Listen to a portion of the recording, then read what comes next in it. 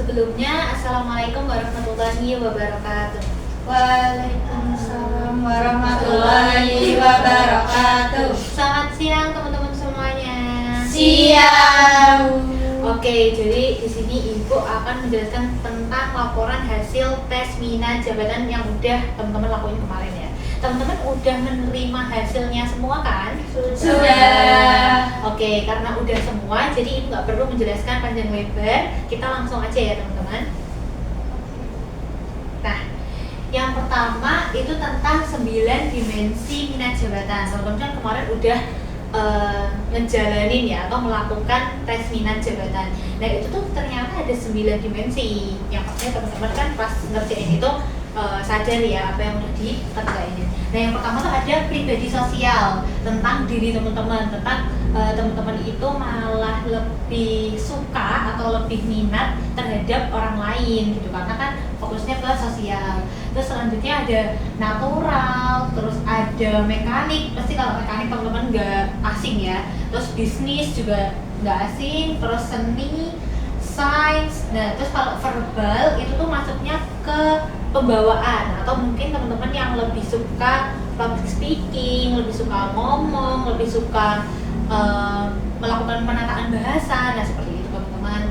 Terus ada manipulatif. Nah manipulatif ini konsentrasinya bukan negatif ya teman-teman, jadi bukan yang kayak memanipulasi orang lain, nah itu tuh enggak, tapi teman-teman itu lebih suka atau lebih prefer terhadap sesuatu yang kerjainnya itu kayak teknik, terus sesuatu hal yang mutlak gitu loh, sesuatu hal yang tidak menerka-nerka seperti pribadi sosial, nah gitu teman-teman. Terus selanjutnya ada komputatif. Nah seperti namanya komputatif berarti ini berhubungan dengan komputer, data atau mungkin analisis, nah gitu. Terus hasilnya apa Bu? Hasilnya ini kemarin. Wow. Iya. Ini ya Nah, Bu. nah, tapi cara bacanya itu yang warna abu ini justru data hasil yang rendah teman-teman. Jadi yang tinggi itu justru yang warna biru. Terus nanti yang sedang ada yang warna oranye. Jadi bacanya itu bukan yang abu itu yang paling tinggi, tapi justru yang abu itu yang paling rendah. Ya, berarti hasilnya gimana nih? Hasilnya ini. Kita interpretasi hasil. Jadi bidang yang udah teman-teman kemarin kerjain itu hasil minat yang sedang itu adalah komputatif atau analisis data. Terus yang sangat tinggi justru verbal dan pribadi sosial. Terus yang sangat rendah itu adalah mekanik dan sains. Teman-teman, menurut teman-teman ini sesuai nggak sama diri teman-teman? Sesuai sih. Sesuai. Ada yang enggak sih? Ada yang Sesuai ada yang enggak. Oke. Kalau gitu coba kita lakukan ini. Teman-teman bingung nggak sih sama hasil data yang udah teman-teman dapetin? Iya ibu agak bingung itu maksudnya gimana. Oke. Tadi kan teman-teman udah Ibu jelasin ya soal hasil dari bidang yang udah teman-teman kerjain. Jadi teman-teman bisa menentukan sendiri dan membaca dari hasilnya itu teman-teman termasuknya yang mana. Nah terus gimana Bu solusinya? Kalau punya saya itu termasuk rata-rata aja alias sedang-sedang aja. Nah mungkin bisa dibaca Mbaknya. Yang satu apa?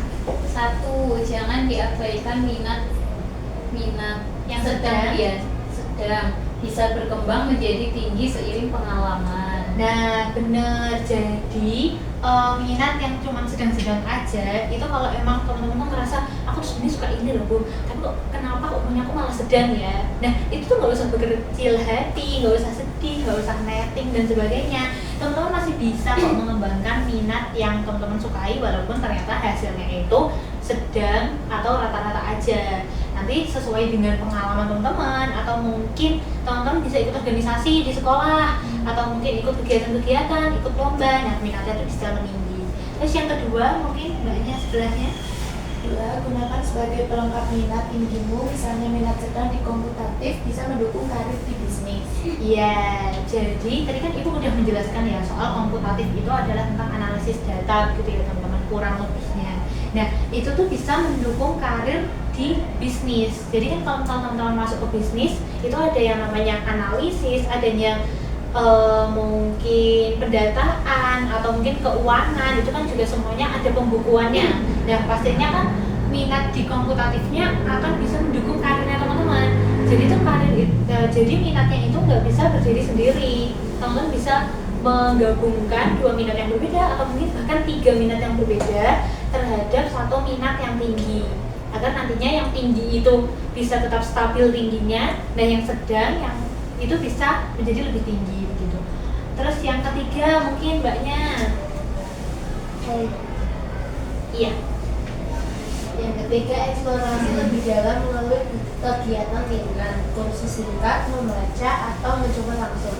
Nah, ini tadi sama halnya kayak yang udah Ibu jelasin. Tadi kan Ibu memberikan saran ya, teman-teman bisa ikut ekstra, bisa ikut kegiatan yang ada di sekolah. Nah, tapi kalau aku introvert gimana Bu?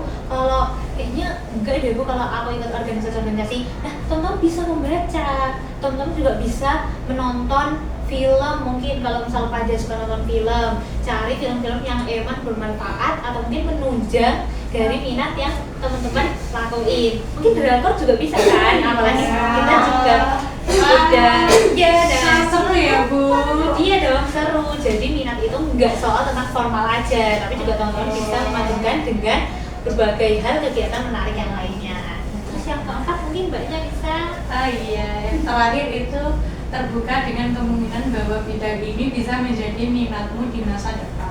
Nah, sebelum Ibu membahas soal ini lebih jauh, kira-kira teman-teman ada nggak sih yang ternyata minatnya tinggi tapi nggak sesuai sama kesukaannya?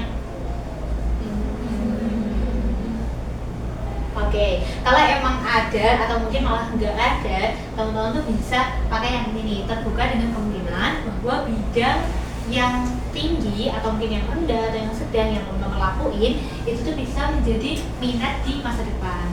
Jadi minat teman-teman itu kan tadi ada banyak banget ya, ada 9 dimensi.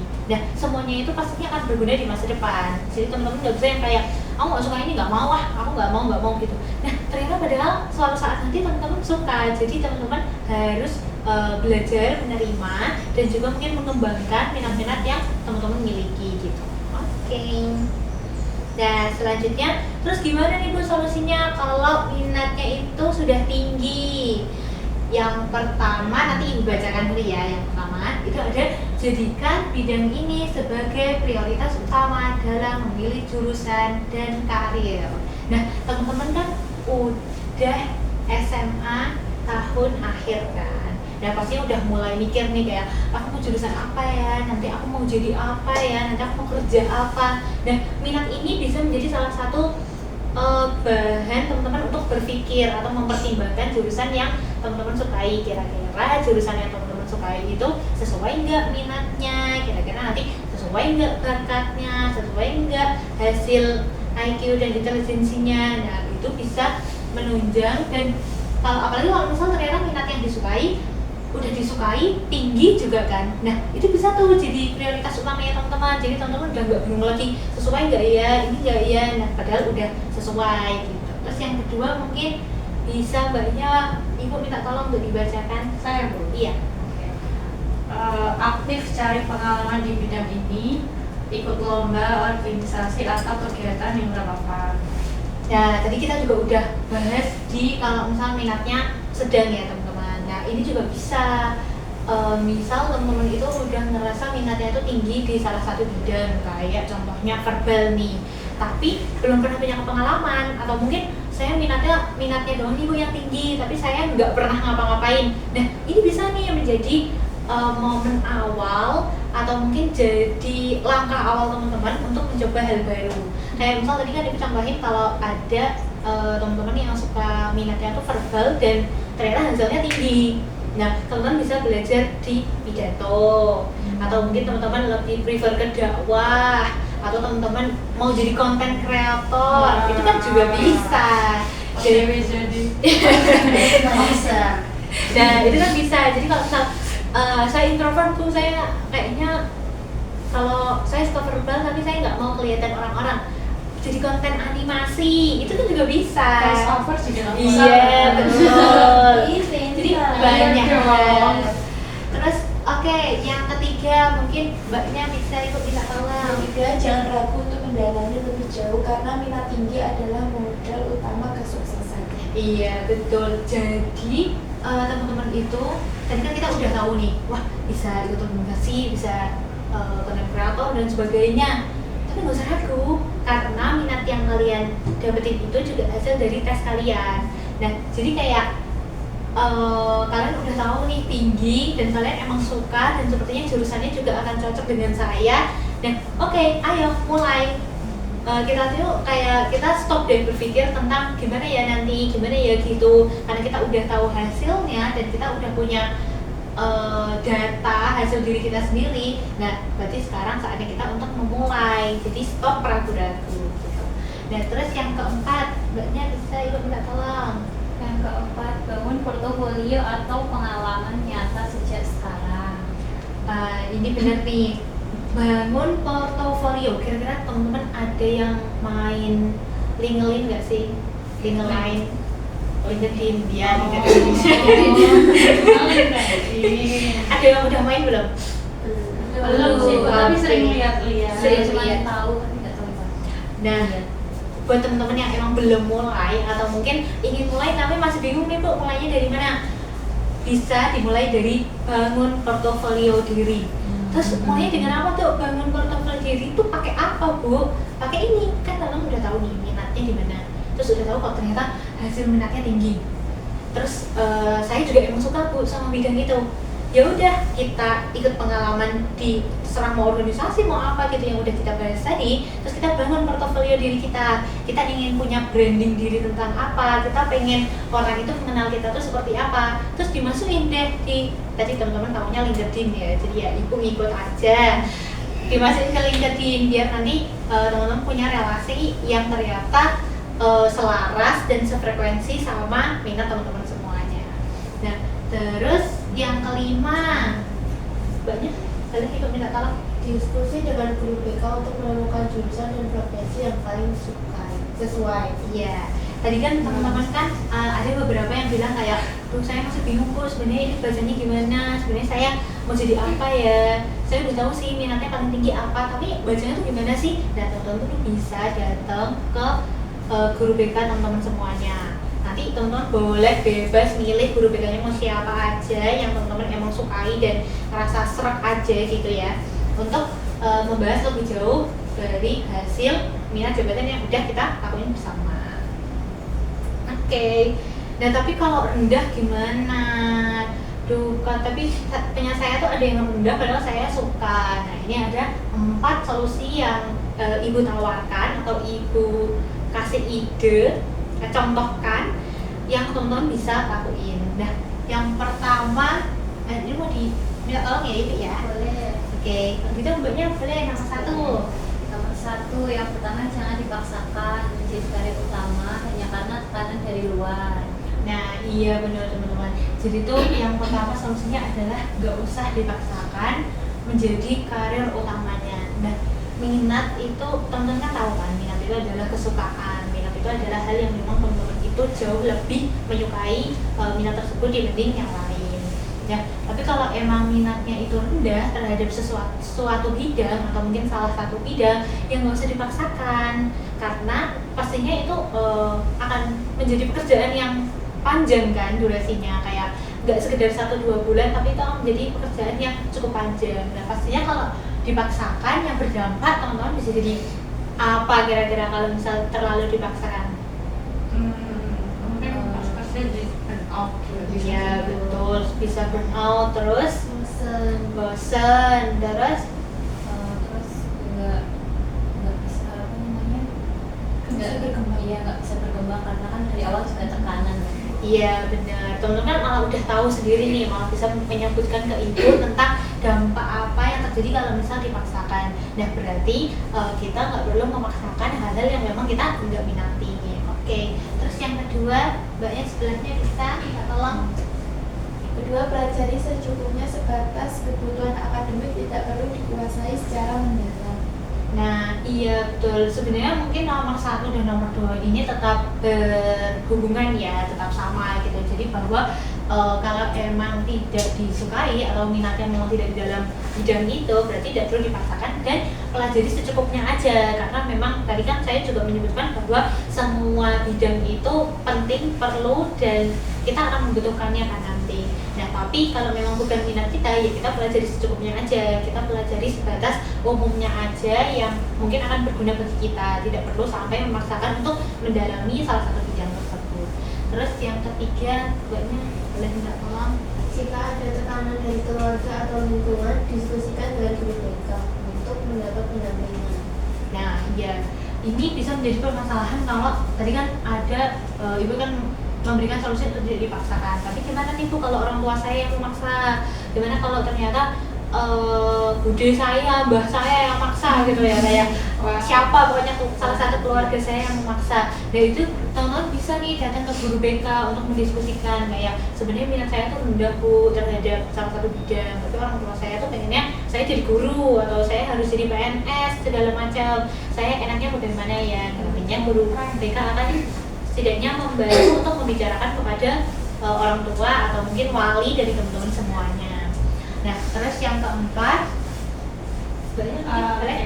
yang terakhir itu ada fokuskan energimu pada minat yang tinggi, disitulah potensi terbaikmu berada. Nah, iya, tadi kan kita udah ngomongin soal minat yang sedang, terus yang tinggi, nah sampai sekarang tuh yang rendah.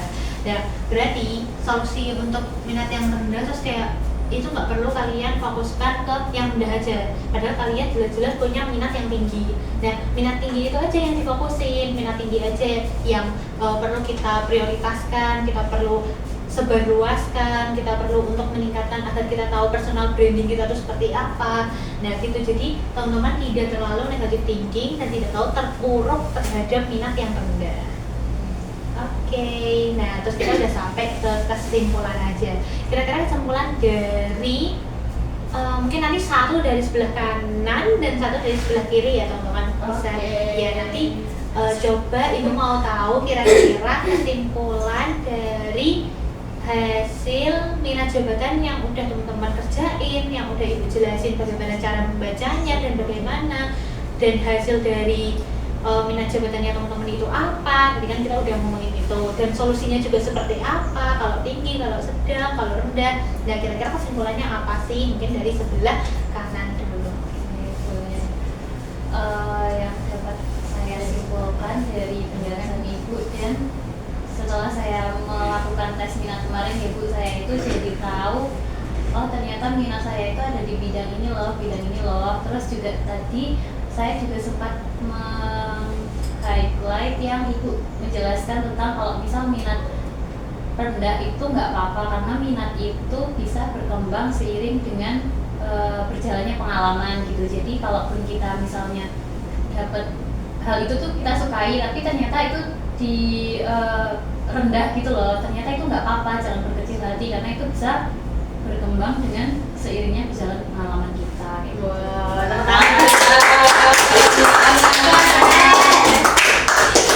Oke, tapi sebelum itu kita dengarkan dulu yang sebelah kiri ya. Oke, dari saya Bu, hampir sama dengan mbaknya ini. Kalau dari hasil minat ini saya tuh jadi tahu kalau walaupun minat saya rendah, terus mendapatkan tekanan dari luar seperti orang tua, itu perlu kita obrolkan dulu dengan orang tua, dan perlu juga membutuhkan bantuan dari guru BK gitu. Ya kita juga ketika menjalani pekerjaan biar sesuai minat bakat kita seperti itu. Minat dan bakat. Oke, berarti mungkin secara garis besarnya aja ya. Berarti ibu sudah menganggap bahwa teman-teman itu sudah paham betul soal diri teman-teman, soal dari hasil minat jabatan yang sudah teman-teman lakuin. Dan ibu harap juga teman-teman bisa setidaknya berpikir lebih jauh tentang bahwa kalau misal punya minat yang rendah padahal aku suka itu tetap masih bisa dikembangkan, atau mungkin yang ternyata rendah dan ada tekanan dari luar gitu masih bisa diobrolkan. Dan kalau ternyata itu tinggi tapi sebenarnya saya tuh nggak terlalu suka atau bagaimana, dan itu tetap masih bisa dikembangkan atau diprioritaskan karena kan teman-teman juga sudah mulai untuk menentukan jurusan dan karir teman-teman semua. Nah, karena mungkin teman-teman udah paham dan ibu sudah merasa cukup menyampaikan kepada teman-teman, mungkin sebelum itu kira-kira teman-teman ada pertanyaan atau enggak? Dari saya tidak ada sih Bu. Mungkin dari teman-teman ada ya. Karena tidak ada pertanyaan dari teman-teman semua, dan nanti kalau misal ternyata masih ada kebingungan atau mungkin penjelasan lebih lanjut soal minat bakat ini, teman-teman bisa datang ke ruang BK untuk meminta penjelasan dari guru BK. Nanti bisa memilih terserah mau guru BK mana yang teman-teman sukai. Mungkin segitu saja Ibu akhiri. Sebelumnya Ibu mohon maaf jika ada perkataan atau perilaku yang ternyata tidak mengenakan di hadapan teman-teman. Kurang lebihnya Ibu mohon maaf. Wassalamualaikum warahmatullahi wabarakatuh. Waalaikumsalam warahmatullahi wabarakatuh. Terima kasih Bu Azza.